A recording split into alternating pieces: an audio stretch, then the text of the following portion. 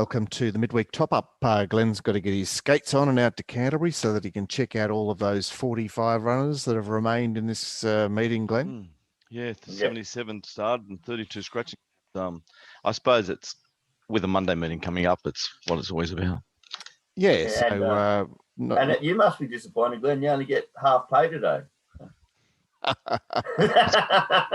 Probably all I deserve, I suppose. That's not true. We know that not to be true. So let's check out what's happened and get some thoughts from Gord about the races that have been where his original thoughts have been corrupted by scratchings. Not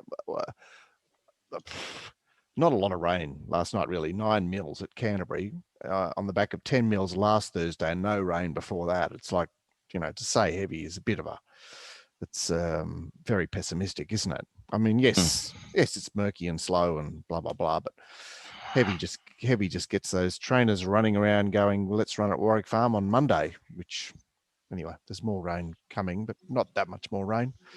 But still, Randwick will be rain affected on Saturday as well.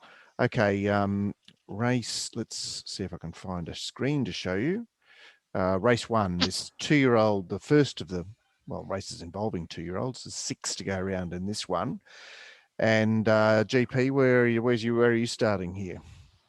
Well, 6 runners, a tidy little race though, and but I was particularly impressed with the way 5 hit the line in its trial. I thought I thought it really picked up the bit the last 100, so I was a little bit interested in it. I was a little bit interested in 6, freshened up back to the 1100 with a trial, and I wouldn't say any horse couldn't win. So starting off very slightly, they're looking for wet trackers from the parade mark, but at this stage, 5 from 6.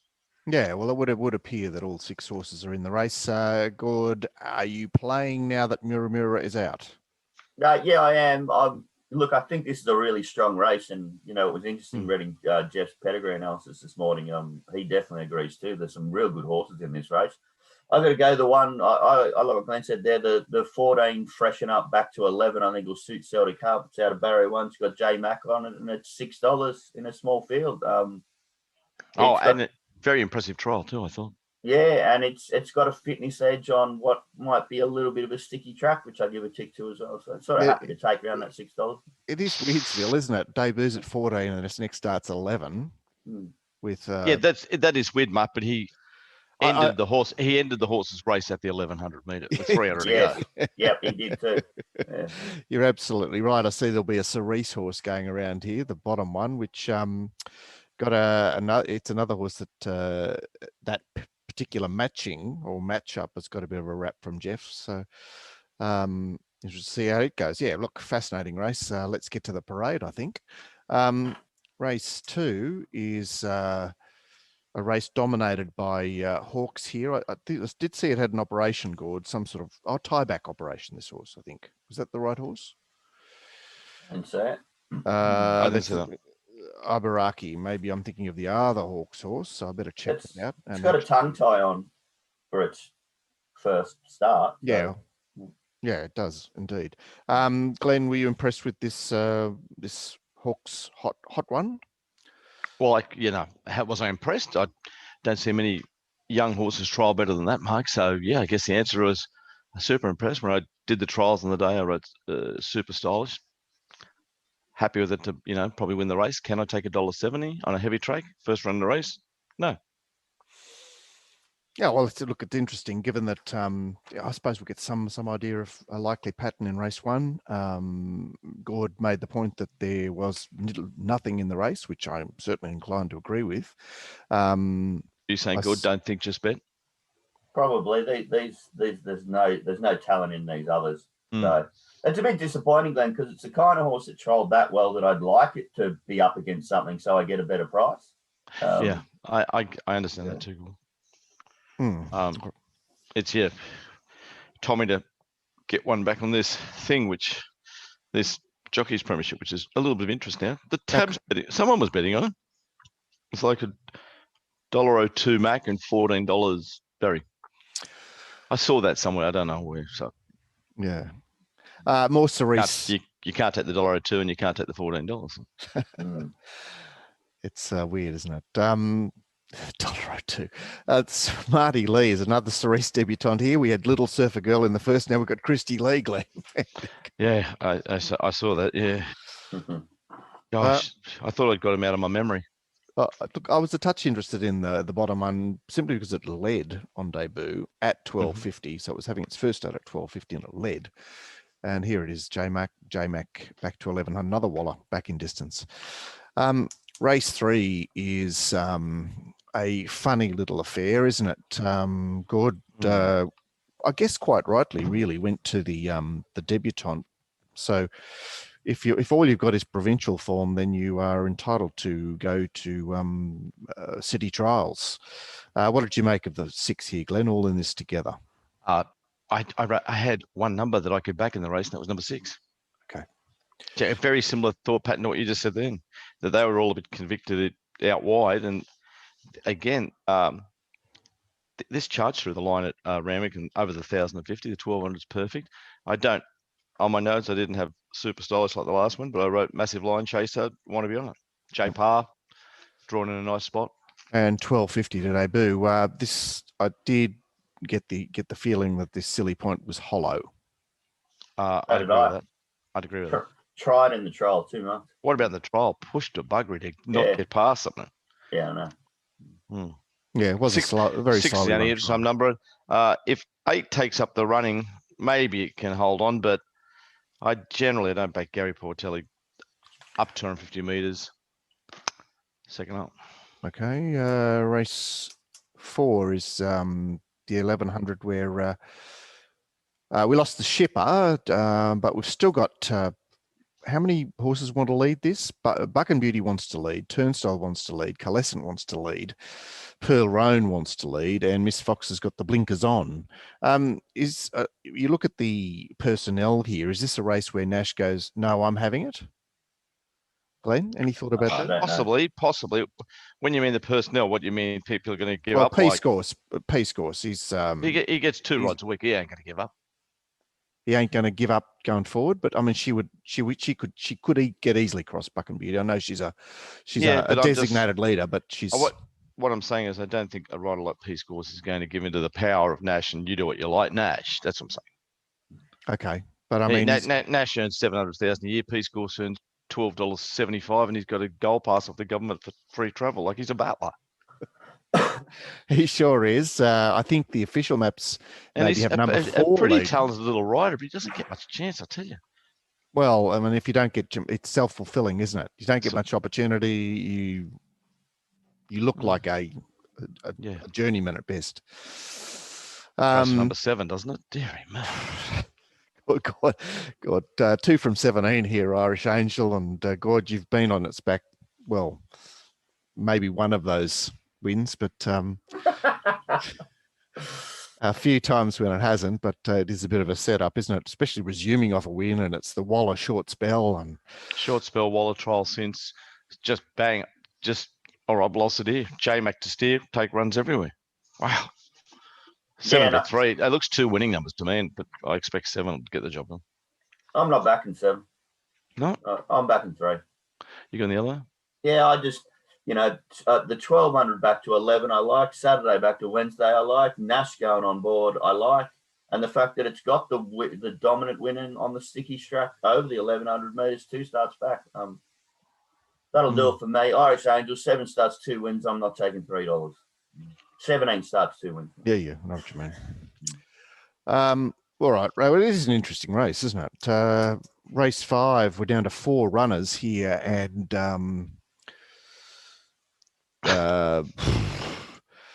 well, so we've got 2 Snowdens. I presume that Stoical takes it up here. It hasn't actually seen 1,100, has it? It did shock me when it was as short as it was in the earlies, but that Betfair market seems a little bit more, bit more likely. Glenn, what do you want to say about these 4? Can I get back the time in my life through this rush? I think 6 will get the job done. Money because of racing position, style. Hate tipping horses off Hawkesbury wins, but I'm wary of this race. It's just going to lead, and its stablemate's going to ride, sort of like be there for something else to have to get around. Nashville Willow, Huey Bowman, James McDonald, Tommy Berry, 4 runners, 1 leader. Be careful. It's funny. I did have Invincible Lad. Well, my speed figures have an Invincible Lad matching it early, but I'm sure the intent will be there to cross and lead Stoical. It's its only hope in life, although it did come from off the speed first up. Gord, it was better for the favourite before, wasn't it? No, it's better now. This thing's an absolute moral. It's $1.50 chance, this Fast Coney. It can't be beaten. Wow. It's a dead set Monty now. Worst case scenario, it's a length and a half off the leader. The stuff it can do later will just blow these away, handles the conditions. Yet again, hey, Waller back in distance. It's his go-to on the program today. Wow. Wow. Well, we haven't had an even billion in a while, good. You know which one I got? Number 2. Stoical. Yeah, I got 6. No, number 6. No, number 6. Mark just throwing it as a joke. We haven't had an even billion in quite a couple of months now. No, we've been forgetting about it. Forgot about it. We couldn't work out the selling. Number 2 has got a chance here, hasn't it? We did resume on a Saturday. It's the Joey. Well, was the blinkers off the other day? Blinkers back on. Second up on the Wednesday. He's booked Nash, and it's a winner course and distance in a night meeting where it didn't race on the rails. I've definitely got a 3rd pick in a 4-horse race. Okay. All right. What do you want to say about this? You back A, which is Fast Coney. You back B, is Stoical, or you have something on C, which is El Cody, and then you cross everything and hope Invincible Lad doesn't win. I mean, what do you actually want to say? We want to move on to race 6. Where drive around to all your relatives' places, get as much cash as you can, and put it on Fast Coney. That's what I say. Wow, you really are confident. Go on. I thought this was a horse with a bit of a chink. I got to say that. Well, you're just seeing those colours. You're seeing those colours with the Waller number. I think maybe you're thinking there. It's at 11 starts for 1 win. So, look, this is an interesting race, race 6, because the equal favourite here, Canadian Spice, led all the way last time. So she is a mare with a breakthrough win at the course and distance, but she doesn't get near the lead here, does she? Yep. Mapped conservatively, I see. Who does lead here, Glenn? Because you got Wild Chap with Rhys Jones, who might show a bit of urgency here from a start where they don't have you need to really get on your bike. It's not the 1250 where you've got 600 meters to sort of work it out. And yet your boy Rory Hutchings is well set up here, Glenn, on the quick back. Very well set up. I thought he'd go straight across, Mark, take up the running and be hard to run down. Number 5, that is, guys. Titanium Power. There's not much here. Gord, Gord was wanting $33. Do you want to double that now, Gord? No, I'll have something on now. I think a couple of those scratchings of sort of scary horses have gone now. I look not a great deal of confidence, but I got number 8 Wild Chap on top. But sticky tracks, winter time, claiming apprentices, and not just the normal claiming. There's a lot of it. Gun, Well, 13 for 1, Gord. You've mentioned the stats a few times today. Yeah. Well, I mean, what else have you got in this race? But no, I know, but I'm just getting back to that stat, because at the end of the day, if you have a strip, you'll say, "Oh, why didn't I like, Fast Coney?" There's another one earlier, but I tipped. What was it? 17 for 2. What was it called? Irish Angel. Irish Angel. Yeah. So they are concerning stats. I'm not even worried about today, guys. I'm going to win today. There's 0 chance I lose. Wild Chap, I have something on just because I'm really trying to look for Rhys Jones in town at the moment with it while he's claiming 3, and that's a very weak race. Well, he's got a beacon next to his name, doesn't he, Rhys Jones? He's good. And the other kid up north, does he ever get beaten? Dylan Gibbons? You ever get beaten? And Bullock. Yeah, but he does his work. I think. But Bullock's not a kid. Bullock's like our age. No, he's a man. Yeah, but he's the alternative. Either back the Gibbons, or back young Gibbons, or back the old Bullock. Race the nightcap, 19 down to 10. Lost a bit of speed. Dog's Breakfast there looking like, because the lead up, the benchmark 64 into the 72 here. Obviously, you've got Montserrat and Saraglavale. I'll have to.